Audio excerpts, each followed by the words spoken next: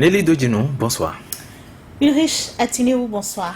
Alors, Alphonse Moïsoulé, bonsoir à vous aussi. Bonsoir à vous Ulrich et bonsoir à tous. Mesdames et messieurs, à vous aussi, bonsoir. Saisi par les conseils de Sébastien Germain à Davon suite à la décision rendue par la Cour de répression des infractions économiques et du terrorisme CRIET, la Cour africaine des droits de l'homme et des peuples a rendu le vendredi dernier, c'est-à-dire le vendredi 7 décembre 2018, une décision. Et dans cette décision, c'est-à-dire la Cour africaine des droits de l'homme et des peuples, demande à l'État béninois de surseoir à la mise en exécution de la décision rendue par la Cour d'exception, la CRIET. Depuis cette date, le gouvernement béninois n'a rien dit officiellement, mais selon la correspondance de la Cour, l'État béninois dispose de 15 jours pour réagir. Cependant, le débat continue au sein de la population. Maître Paul Kato Atita, bonsoir à vous.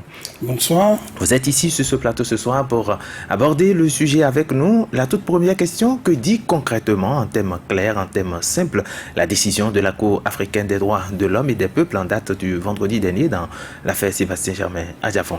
Bon, il faut dire que ce que dit cette décision-là, je l'ai lu comme tous les Béninois à travers les réseaux sociaux. C'est ça. Et peut-être c'est par ma formation professionnelle que je peux avoir une connaissance plus approfondie de son contenu que certains de nos compatriotes. Et simplement, c'est une décision qui demande à l'État béninois de mettre sous veilleuse cette décision de la CRIET, c'est-à-dire la condamnation à 20 ans d'emprisonnement, le mandat d'arrêt décerné et tout ce qui a pu être dit au titre de condamnation contre Sébastien Germain et ses employés qui ont été condamnés à un même moment que lui. Une mise sous veilleuse, une mise en attente de la décision et cela dans notre jargon ça s'appelle le surseoir à l'exécution de la décision. Voilà. C'est ça. Eh bien, justement, on a demandé à ce qu'on puisse donc suspendre momentanément cette décision, mais jusqu'à quand? La Cour, dans sa décision, par rapport à tout ce que nous avons lu et j'ai lu également, il transparaît que c'est jusqu'à ce qu'il rende sa décision sur le fond. C'est-à-dire jusqu'au moment où ils vont rendre la décision sur la requête dont M. Sébastien Davon les avait saisis il y a de cela quelques mois. La requête originelle.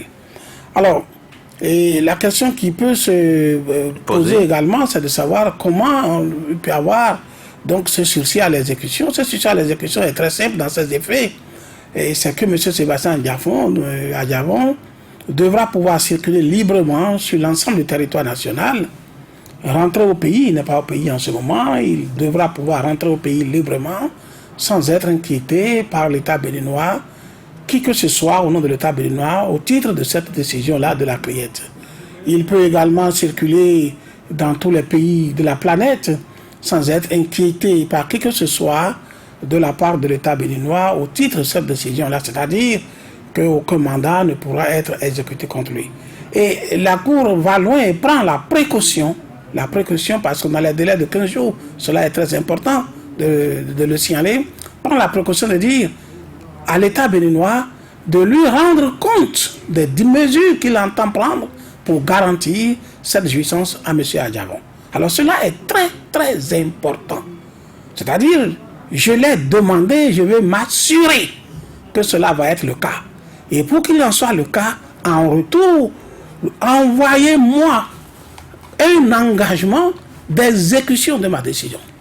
Cela est très important et je vais l'expliquer. Allez-y. La Cour africaine, en tant que juridiction, traduisant dans les faits les aspirations du droit international du droit de l'homme, a vocation à ce que cette décision, la protection qu'elle accorde aux individus, soit réellement des protections effectives. Le droit international du droit de l'homme n'est pas là pour une protection illusoire, n'est pas là pour une protection qui va paraître comme juste quelque chose sur papier. Mais il faut que la protection soit effective. Alors, donc, elle veut s'assurer, la Cour agissant, donc, dans le cadre de ce droit international de l'homme, veut s'assurer que la protection qu'elle est en train d'accorder à M. Adjavon en ce moment à titre provisoire va être effective. Ça est très important. Et elle en est arrivée là tout simplement parce qu'elle a constaté tout simplement que l'État du Bénin, à un moment donné, après avoir plaidé, fait tout devant elle, a préféré prendre la voie de la court-circuiter en allant faire prononcer une condamnation par une juridiction nouvellement créée contre la même personne. Donc, elle a vu venir un planning de la contourner.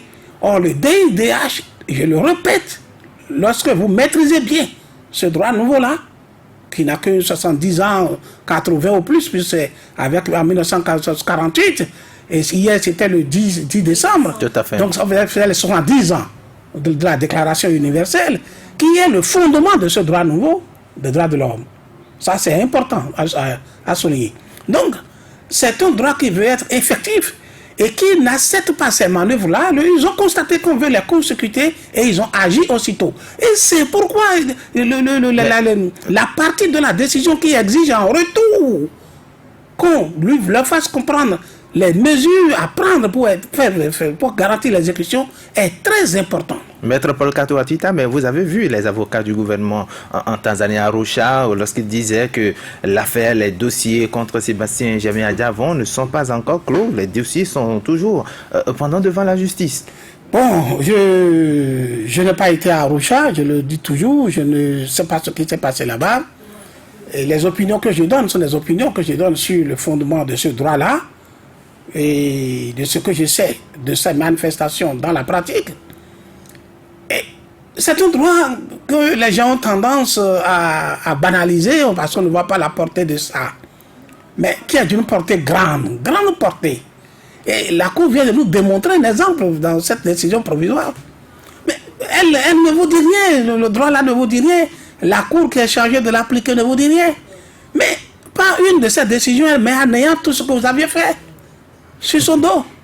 C'est ça. Et vous disiez elle protège tout individu devant les juridictions répressives, non pas de manière frontale, mais par voie de contournement, et par voie de contournement, si la violation des droits humains, elle le constate, en usant de ce droit, la juridiction des droits de l'homme rend une décision qui met la décision du juge pénal à néant. Il revient à l'État béninois de respecter cette décision. Vous l'avez dit tout à l'heure, le président Sébastien Germain Adjavon peut circuler partout dans le monde désormais avec cette décision de justice. Mais si un État ne reconnaît pas cette décision, ils peuvent, puisqu'il y a un mandat d'arrêt qui est émis à l'encontre de ce dernier, on peut toujours l'arrêter, non? Le DIDH, le droit international des droits de l'homme, a eu une vocation planétaire. Planétaire d'une organisation terrible de vertical en bas, c'est-à-dire du sommet en bas, quittant les Nations Unies, l'organe fêtier principal, passant dans tous les continents de la planète et allant dans les États à la base. Un État moderne, contemporain, soumis à la Charte des Nations Unies de 1945, reconnaissant la Déclaration universelle des droits de l'homme de 10 décembre 1948, ne peut se soustraire à la décision d'une Cour qui agit sous le nom du DIDH. Nelly Dodino, vous voulez poser une question? Je voulais rapidement poser une question. S'il s'avérait que le chef de l'État, comme cela se dit, accordait une grâce présidentielle à Sébastien Germain Adjavon, qu'adviendrait-il de la décision? Ah non. La grâce ne s'accorde que lorsqu'une procédure est terminée, complètement clôturée. Et il n'a plus aucune possibilité de recours. Ce n'est pas le cas aujourd'hui pour M. Sébastien Adjavon. Même au plan national, il a eu un pourvoi en cassation qui n'est pas encore terminé. Donc, on ne peut pas parler de grâce. C'est-à-dire que la procédure est en cours. En cours, pas de grâce. Mais par contre, est-ce que M. Adjavon a intérêt à une grâce? Là se pose la question. Parce que ce serait même anticipé sur une décision de la Cour africaine des droits de l'homme. Parce que je dis, si la décision de la Cour africaine des droits de l'homme venait à lui être favorable, ça dépend des moyens utilisés par cette Cour-là. Tout ce qui est fait à la criette tombe et devient zéro. Par voie de contournement. Quand moi je lis sur les réseaux sociaux que cette Cour africaine n'est pas dans notre organigramme interne, tout à fait, et ne peut rien contre la chose, mais ne peut pas donner c'est ne pas connaître les méandres du droit international de l'homme. Ce n'est pas connaître les méandres de ce processus-là. Et pourtant, ce sont des hommes de droit qui disent ça. Je dis pas contournement, elle met à néant. Mais les gens disent que la procédure pénale, le droit pénal ne peut pas être dissocié radicalement des droits de l'homme. C'est lié. Et les droits de l'homme sont au-dessus de ça. Nelly Dodinou, est-ce qu'on peut déjà dire une première victoire pour Sébastien Germain Adjavon? Bon, victoire, je ne saurais le dire, mais quand même, c'est déjà un pas dans un différend qui l'oppose avec l'État béninois. On a suivi la procédure à l'interne et le dossier était devant la Cour africaine des droits de l'homme et c'est juste après que la CRIET a été créée, qui s'est saisie du dossier. Bon, on a déjà fait le débat. Si autrement dit, il y a eu entre-temps vice de procédure. Bon, on peut dire qu'il y a, à un moment, l'État béninois a voulu contourner la décision, peut-être empêcher. Parce qu'avant que la Cour africaine des droits de l'homme ne soit saisie, il faudrait que la procédure à l'interne soit terminée. C'est-à-dire, vous le saisissez quand la procédure est terminée. Et je pense que c'est avec le certificat de non-appel qu'ils ont pu introduire le dossier au niveau de la Cour africaine des droits de l'homme. Et c'est bien après 2 ans qu'on dit qu'il y a appel. Et puis bon, c'est arrivé ce qui est arrivé, la condamnation est arrivée. Mais moi, je voudrais pencher sur l'implication. Parce que le Bénin a été librement parti à ce protocole de 98 au Burkina Faso. Sont 30 États à ratifier ce protocole de la Charte africaine des droits de l'homme et des peuples.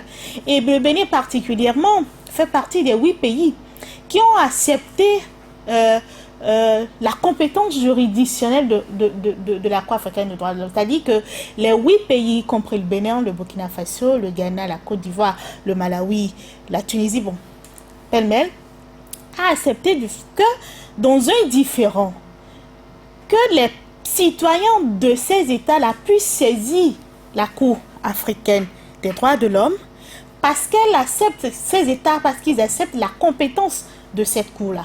Donc, si vous acceptez, ce qui veut dire tout ce que vous avez ratifié librement s'impose à vous. Et je pense qu'on dit les États partis doivent s'engager à se conformer à l'arrêt sur les litiges auxquels ils sont partis, mais aussi garantir l'exécution. Ça fait partie du protocole.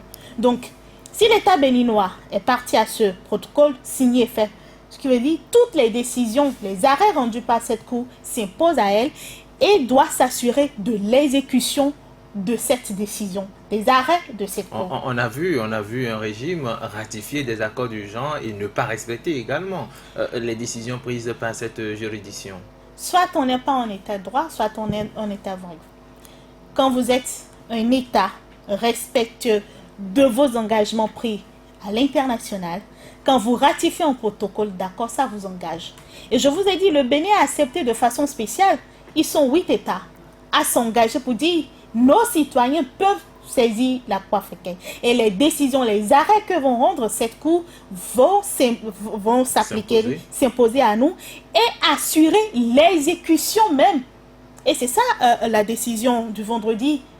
Faire injonction à l'État béninois, dans un délai de 15 jours, de lui donner les moyens par lesquels il pense exécuter sa décision, le sursis à exécution, comme l'a dit Maître tout à l'heure. Donc, l'État béninois, dans son rôle, dans le respect des engagements internationaux, dans le respect de la démocratie, dans le respect des droits de l'homme, doit pouvoir signifier dans un délai de 15 jours, dire voilà ce que je fais en attendant. Vous ne voyez pas l'État béninois dire le contraire? Je ne pense pas, parce que, en tant qu'État, nous avons accepté. Et je dis, ceux qui sont là aujourd'hui en ont profité, ne serait-ce que de ces juridictions internationales, de droit international. Par exemple, quand je prends le rétablissement du PVI, c'est sur l'arrêt d'une décision d'une juridiction internationale que le PVI a été rétabli. Et nous avons déjà accepté la compétence juridictionnelle de cette Cour-là dans nos actes, dans nos faits. Parce qu'en droit, il y a ce qu'on appelle la jurisprudence. Et donc, compte tenu de cette jurisprudence, moi, je pense à mon avis, l'État béninois, bon élève au plan international, respectueux des droits humains, des droits de la personne et des peuples, doit pouvoir appliquer cette décision. Ne pas le faire, c'est accepter de se faire qualifier comme un État voyou. Un État voyou, c'est une expression qui existe, c'est-à-dire des États qui ne respectent pas les leurs décisions de justice. Tout simplement. Alphonse Moïsoudé, vous pensez que nous allons donc vers un État voyou? Vous savez, parfois, la nature vous met à l'épreuve des faits. Parce que, qu'il vous souvienne que quand la CCJ avait pris la décision, on a dit, ou vous payez, je crois, 157 milliards 163, je crois. à Patrice Talon, ou vous lui restituez le PVI. Tout à fait. Et en ce moment-là, les spécialistes du droit qui sont aujourd'hui aux affaires nous ont démontré que si le Bénin ne respectait pas cette décision, qu'on aurait terni l'image du Bénin à l'extérieur. Et je crois savoir que la Charte africaine des droits de l'homme et des peuples fait partie de notre Constitution. Donc on ne pourrait pas me dire que ce droit ne sera pas respecté. Donc je disais que le temps vous met à l'épreuve. Quand vous étiez de l'autre côté, vous vous êtes retrouvé dans un même schéma. Et celui qui était au pouvoir en ce moment-là n'avait pas voulu respecter la décision de la CCJA. Il disait l'État béninois ne va donner aucun copec. Et malheureusement, il est parti, mais la décision finalement a été appliquée puisqu'on a restitué le PVI acquis de droit, puisque l'État béninois n'avait pas déboursé la somme exigée. Et je crois que nous devrions, en fait, ceux qui ont saisi la criette pour court-circuiter la Cour africaine des droits de l'homme connaissent bien le mécanisme. Ils savent comment ça fonctionne. Parce que nous sommes sur un terrain purement juridique et tout chef d'État a dans son sérail des gens qui maîtrisent le droit, des gens qui maîtrisent le labyrinthe du droit. Le droit, c'est une science. Et des gens qui ont lu les textes, qui maîtrisent la réalité des textes. Aujourd'hui, le Bénin, quand je compte les 2 semaines, ça fait le 22 décembre. Donc le Bénin doit pouvoir montrer aux peuples africains que nous sommes respectueux des droits. Ce n'est pas nous qui avons sorti l'expression État voyou. Ce n'est pas nous qui l'avons sorti. C'est le chef de l'État actuel qui a utilisé l'expression pour dire un État qui refuse de respecter les décisions de justice est un État voyou. Et nous savons de quel côté se trouvait le chef de l'État quand il le dit.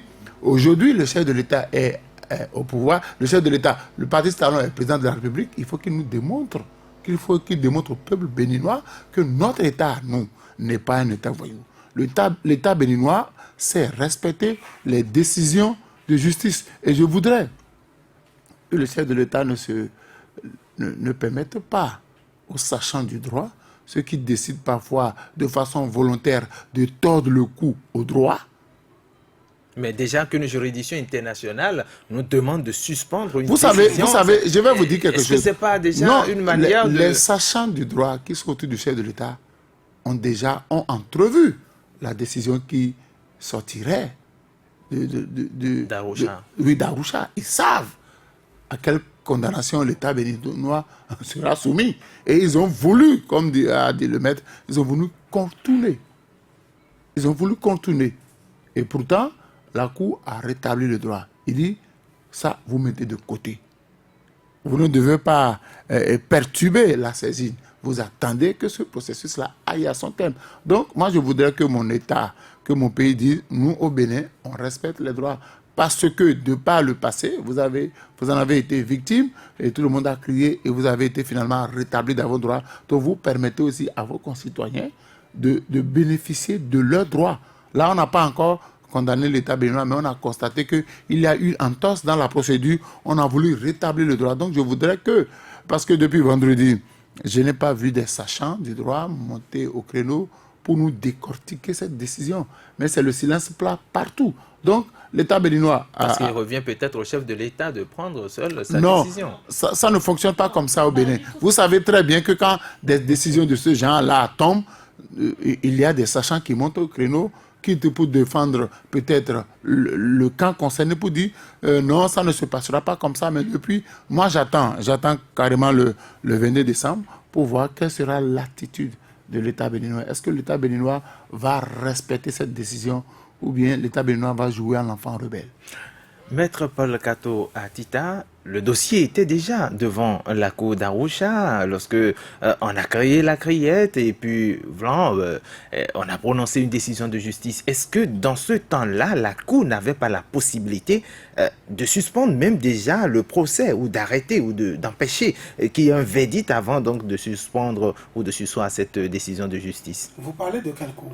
Je parle de la cour d'Arusha, la cour africaine des droits de l'homme et des peuples. Cette cour a rendu une décision comme quoi de surseoir toute décision contre Sébastien Germain Adjavon. Et je demandais, puisque l'affaire était déjà devant cette cour, est-ce qu'il ne pouvait pas empêcher qu'on prononce même déjà la décision de justice condamnant Sébastien Germain Adjavon à ses 20 ans de prison? Est-ce que la cour n'a pas tardé avant de sortir une décision? Je ne peux pas répondre à votre question d'une manière directe parce que je ne sais quand M. Adjavon a porté cet incident-là de la criette à la connaissance de la Cour. Ce que je sais, c'est que la plainte originelle était déjà en examen devant cette Cour africaine, bien longtemps. Depuis 2007. Voilà. Et c'est récemment qu'il a eu la criette. Et ce que je sais, c'est que l'affaire de 18 kg de cocaïne pure était déjà devant la Cour africaine des droits de l'homme. Et avec beaucoup d'autres faits, à savoir la situation de Radio Soleil, la situation de la télévision CKTV, ces problèmes fiscaux avec l'État, d'autres persécutions, etc., dont il est l'objet. Tout ça est déjà relié devant la Cour. Et était en examen lorsque l'incident de la condamnation de la criette est venu. Ce que vous auriez peut-être me demandé, j'allais peut-être répondre, oui, c'est que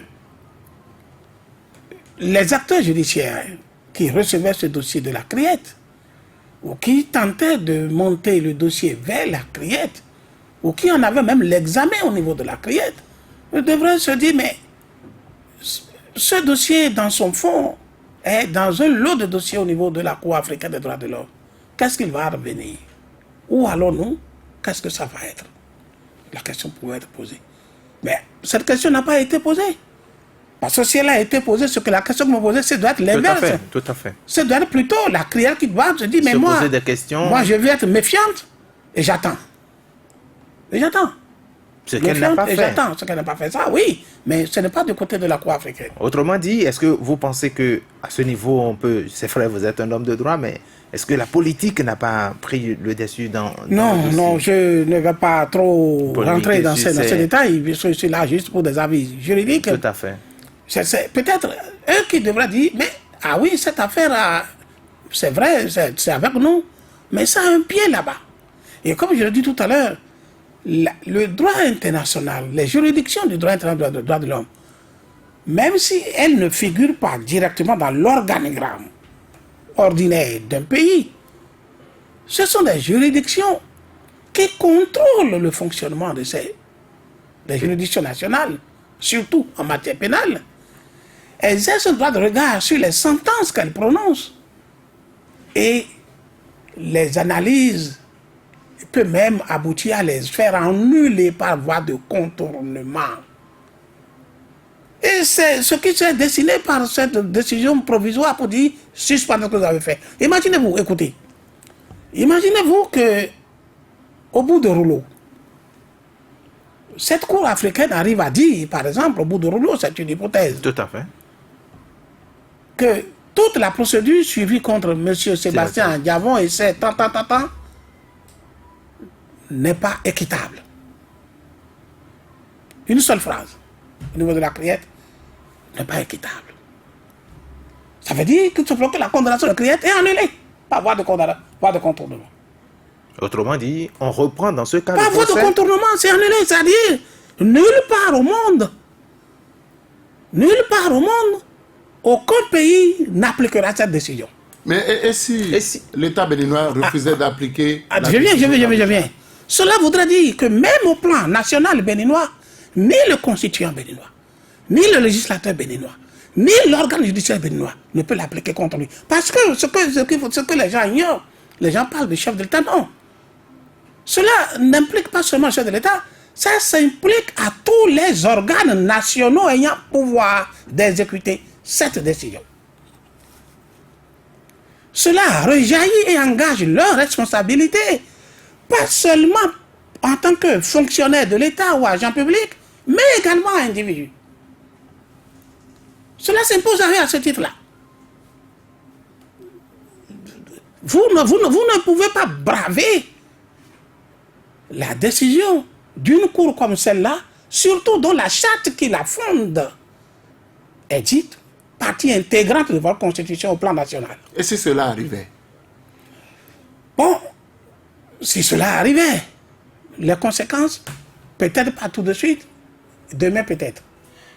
Justement, Maître Paul Kato Atita, vous avez parlé tout à l'heure de Sébastien Germain Adjavon comme quoi, désormais, bien parlant de cette suspension, qu'il est libre, ou du moins qu'il peut jouir donc de sa liberté, bien que la Cour africaine des droits de l'homme n'ait pas encore statué sur le fond du dossier. Ce n'est pas ce que j'ai dit. Ce que j'ai dit, dans le cadre de cette décision provisoire qui est rendue le vendredi dernier, oui, il a ses droits. Pendant le temps que prendra la Cour pour rendre sa décision sur le fond. C'est ça le sens de cette décision du vendredi dernier. C'est ça. Donc, jusqu'à la date de la décision prochaine de la Cour africaine des droits de l'homme, Sébastien Germain Adjavon n'a jamais été condamné. Ce n'est pas qu'il n'a jamais été condamné. Il a été condamné, mais la mesure ne sera pas exécutée. C'est ça l'ordre donné par la Cour. Et la Cour veut s'en assurer que son ordre sera respecté. Et c'est pourquoi elle demande à l'État béninois de lui fournir les dispositions qu'il entend prendre dans ce sens. Et la Cour attend.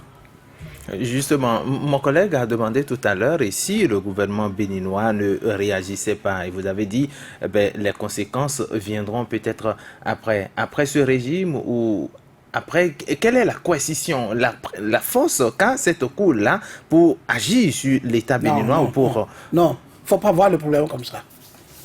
C'est trop élémentaire. Et il ne faut pas voir comme ça. La responsabilité de l'État, d'abord, tout État est tenu de respecter ses engagements internationaux. Et lorsque vous ne les respectez pas, ça implique toute une série de conséquences au plan international. La responsabilité internationale de l'État peut être engagée, mise en cause. Vous ne vous en rendez pas compte souvent, mais les chefs d'État, les ministres, eux autres s'en rendent compte. Les chefs d'État, les ministres, dans leurs voyages, dans leurs entretiens, s'en rendent compte. Ils sont boudés, ils sont mis à la touche. Ils le savent. Ils reviennent furieux. Je n'ai pas été reçu. Ou j'ai été mal reçu. Ce dossier, cet accord que nous avons est gelé. On m'a fait savoir que nous ne respectons pas les droits de l'homme après telle décision. Et ça, ils le vivent. Il y a d'autres mécanismes. Tout dépend de la portée du contentieux qui a abouti à une décision de justice et de la grandeur des dispositions qui ont été violées au niveau du droit international. Tout dépend de ça. Mais en dehors de ça, ici c'est une cour. Et vous ne pouvez pas imaginer ce que va être la réaction de ces juges si dans 15 jours, ils ne reçoivent pas une disposition du Bénin qui dit nous ferons comme ça, comme ça, comme ça. Et comme je l'ai dit hier à vos collègues de CKTV, oui. S'ils arrivaient à constater l'outrage, vous allez penser que c'est sur papier. Oui, c'est sur papier. Mais je l'ai encore dit hier, je le répète, qu'un juge constate à votre charge que vous l'avez outragé, c'est grave de conséquences. Vous ne pouvez peut-être pas sentir les conséquences tout de suite. Parce que vous êtes sous la protection des avantages, des immunités de vos fonctions étatiques. Mais la fonction étatique n'est pas éternelle. Et les rapports de force politique ne sont pas toujours figés. C'est ça. Donc, c'est dans ce cadre qu'il faut concevoir tout ça. Voilà. Maître Paul Kato Atita, est-ce que cette décision de la Cour africaine des droits de l'homme et des peuples, est-ce que ça ne remet pas en cause toutes les décisions, même déjà prises au niveau de cette juridiction spéciale? Non. Ça ne concerne que les problèmes de condamnation de M. Adjavon et uniquement ça. Lorsque nous faisons une petite maintenant, analogie, oui. Non, maintenant, la criette, je l'ai toujours dit, en tant que juridiction d'exception, ne peut nulle part être accueillie par une institution de droit international des droits de l'homme. Nulle part. Ça, c'est autre chose. Et si l'existence même de la criette en tant que juridiction nationale était portée devant cette cour, ça m'aurait étonné qu'elle n'en arrive pas à une décision qui permette de la mettre de côté. Nelly Dogino, je demandais tout à l'heure à Maître Percato Atita si cette décision, c'est vrai, aujourd'hui nous parlons du cas Sébastien Germain Adjavon, mais est-ce que cette décision déjà de suspendre, puisque c'est Sébastien Germain Adjavon, c'est conseillers juridiques qui ont porté l'affaire à la Cour africaine des droits de l'homme, il ne faut jamais oublier. Donc il y a d'autres décisions également qui ont été rendues par cette Cour d'exception. Est-ce que ça ne remet pas en cause la procédure, les décisions qui ont été rendues entre-temps par cette même juridiction? Donc, comme Maître l'a dit tout à l'heure, c'est parce qu'il y a une requête au niveau de la Cour, il y a eu procès et que la Cour est en train de rendre une décision provisoire. Donc, je ne sais pas si la Cour africaine des droits de l'homme s'auto-saisit, je n'ai aucune idée. Donc, Maître me confirme que la Cour africaine des droits de l'homme ne s'auto-saisit pas. Donc, il faut forcément porter le différend vers la Cour avant que la Cour ne tranche. Et cette fois-ci, nous n'allons pas au niveau de la Cour. Nous restons à l'interne ici pour apprécier ce que... puisqu'il y a, vous savez qu'il y a autant de polémiques autour de la création de cette juridiction spéciale avec les décisions qui ont été rendues notamment. Oui. Et on a dit tout le temps, le débat a été fait. Et en dehors du Bénin, ce n'est qu'au Sénégal que vous avez cette cour-là. La cour... la criée. Voilà.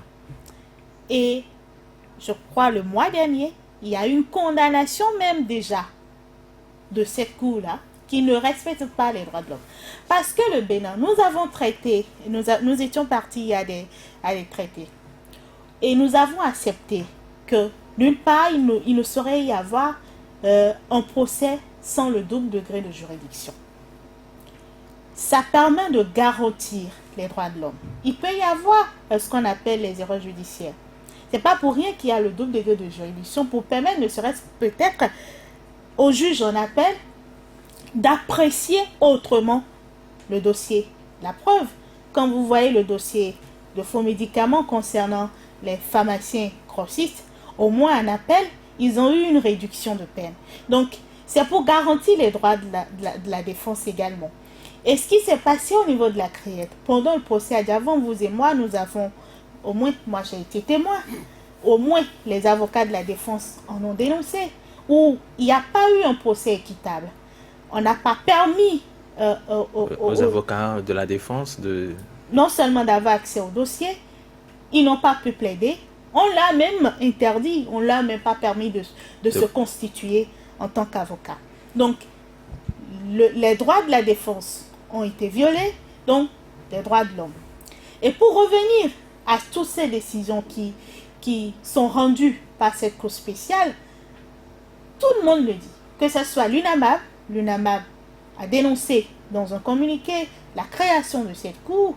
C'était des avocats, c'était des professeurs, des universitaires qui sont passés sur nos plateaux dénoncer l'existence d'une telle cour qui ne permet pas, nous ne sommes pas dans une situation de guerre ni de crise, parce qu'en créant cette cour, c'est tout comme si nous sommes devenus une plaque tournante de la drogue, c'est-à-dire le Bénin est devenu un cartel de drogue, le Bénin est devenu un pays où il n'y a que des crimes économiques. Quand nous vendons ça à l'international, il serait difficile pour nous de bien se comporter face aux autres. Parce que quand vous donnez l'image, cette image que vous renvoyez aux autres, il ne peut que vous accepter de cette façon. Et quand vous demandez qu'allons-nous faire, c'est vrai, quand les gens vont saisir la Cour africaine des droits de l'homme, qui vous dit que peut-être les défenseurs des droits de l'homme ont déjà saisi la Cour africaine des droits de l'homme pour se prononcer peut-être sur ce dossier. Je vous ai déjà dit de façon unanime, depuis la création de cette Cour, ceux qui sont spécialistes du droit, magistrats comme avocats, ont déjà dit que cette Cour n'a pas sa raison d'être dans un état de droit tel que le Bénin. Le reste, on verra. Et aussi, il faut se dire qu'on a eu un problème avec cette Cour. Il faut accepter qu'à un moment, le législateur n'a pas fait son boulot. Parce que quand vous voulez prendre une loi, vous devez chercher à voir si cette loi répond aux normes internationales.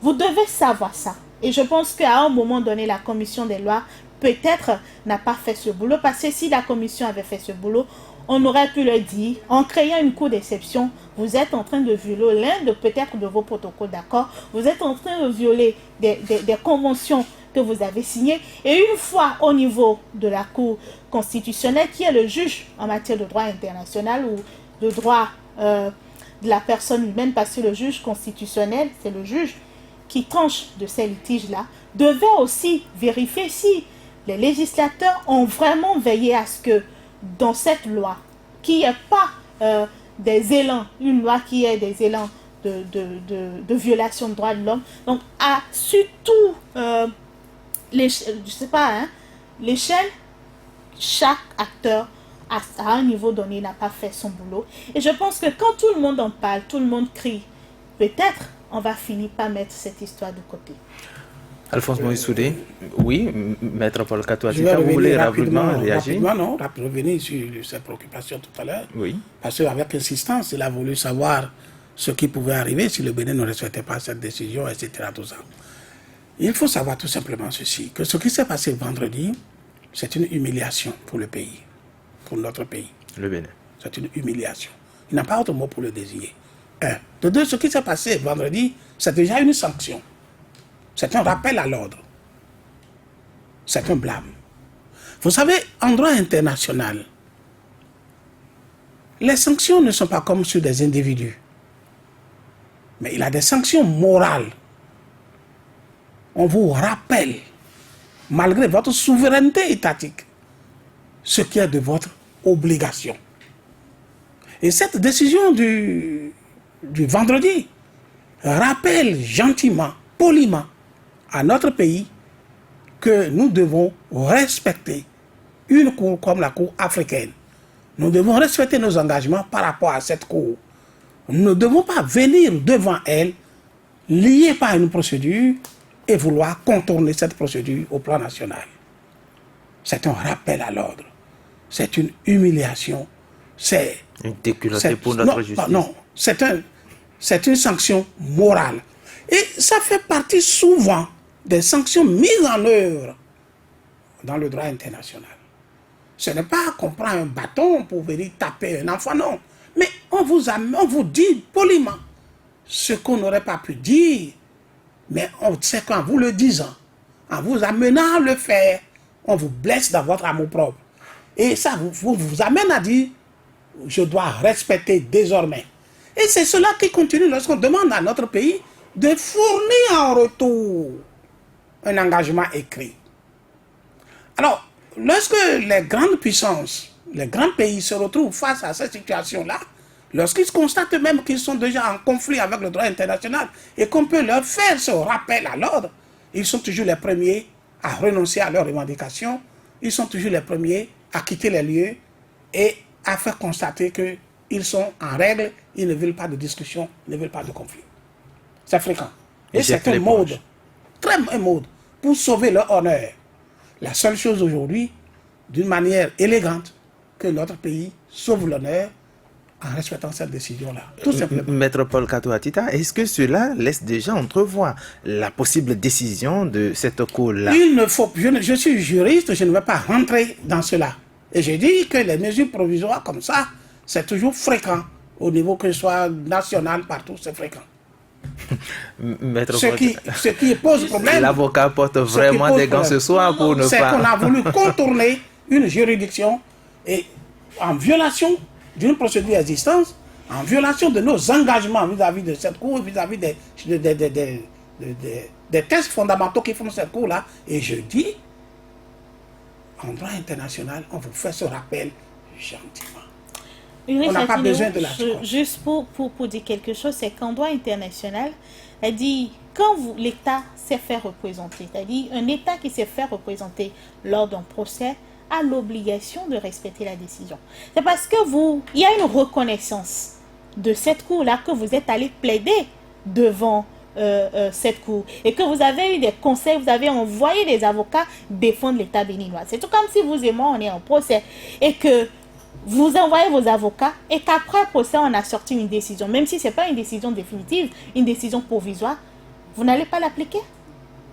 Étant donné que vous êtes parti à ce procès, que vous avez envoyé des avocats, vous êtes obligé de l'appliquer. Je pense que l'État béninois va l'appliquer parce que nous faisons partie d'une communauté, nous avons été à des traités et je pense qu'on va pouvoir respecter et que la pression, peut-être Maître l'a dit, on ne la voit pas. Mais sur le plan international, c'est beaucoup plus difficile. Je vous donne juste l'exemple de ce qui se passe avec l'Arabie Saoudite. Aujourd'hui, sur le plan international, l'Arabie Saoudite se sent mal à l'aise. Très mal à l'aise. Quand le prince Ben Salman doit voyager, actuellement, ce n'est plus le monsieur qui avait tout le monde avait ce plaisir de le voir, le prince. Vous comprenez? Juste parce qu'il y a le cas Khashoggi. Même dans son association, je ne sais pas, l'OPEP où il est membre, il avait tout son poids. Mais aujourd'hui, il est lésé parce qu'il y a un dossier. Donc, sur le plan international, la pression n'est pas forcément de prendre les fusils. La pression n'est pas forcément de faire ceci. Mais ça se sent au niveau de la diplomatie. Ça se sent au niveau des investissements. Alphonse Moïsoudé, c'est déjà une sanction morale pour le Bénin d'ici Non, tout le vous reste. savez, moi j'ai toujours dit que à l'épreuve du temps, les lois qui sont votées dans mon pays montrent leur faiblesse. Parce que le chef de l'État a des conseils juridiques. Et je dis, le chef de l'État doit pouvoir commencer par interpeller ses conseils juridiques. Parce que, oui. Il n'a pas fait un bon boulot. Oui. Ou vous me dites la vérité, ou vous me tournez en rond. Est-ce que les conseils juridiques ne savaient pas qu'il ne fallait pas accepter que, une fois que la procédure a été déclenchée à Ocha, qu'on ne devait pas faire ce qu'on a fait là? On ne fait pas de la politique partout. On ne fait pas de la politique partout. Parce qu'aujourd'hui, si on n'avait pas pris ce risque-là de dire, bon, on peut court-circuiter la Cour africaine des droits de l'homme et des peuples en envoyant le dossier au niveau de la prière, on n'aurait pas eu cette humiliation-là. Parce que je dis, au-delà de tout, ce n'est pas dans tous les dossiers qu'on fait de la politique. Mais parfois, il faut arriver à dire au chef, voilà ce que dit la loi. Si nous procédons de telle sorte, voilà ce qui nous arriverait. Mais il ne faut pas, parce qu'on veut plaire au chef, ne pas dire le droit au chef. Parce que là... C'est-à-dire que ce n'est pas en méconnaissance des tests. Ils connaissent le test, ils connaissent les tests en vigueur. Vous savez, le maître est là, il sait parfois que l'avocat, l'homme de droit maîtrise la loi, mais il a envie de contourner. Et s'il contourne et que ça va... Surtout quand il y a des intérêts politiques. Oui, s'il contourne et que ça va à son avantage, tant mieux. S'il perd, tant pis, il continue son chemin. Mais il prend le risque de contourner d'abord. Donc quand ça arrive comme ça, je dis, nous devons, je l'ai dit, le Bénin ne doit pas écorcher davantage son image. Le 22 n'est pas loin. On prendra toutes les dispositions. Le Bénin devrait prendre toutes les dispositions pour respecter cette décision-là. Parce que si nous allons à l'international, les gens vont constater que voilà un pays dans lequel on ne respecte pas les décisions de justice. Et je dis que ça se passe comme ça. L'investisseur étranger, l'opérateur économique étranger a du mal à venir s'installer chez vous.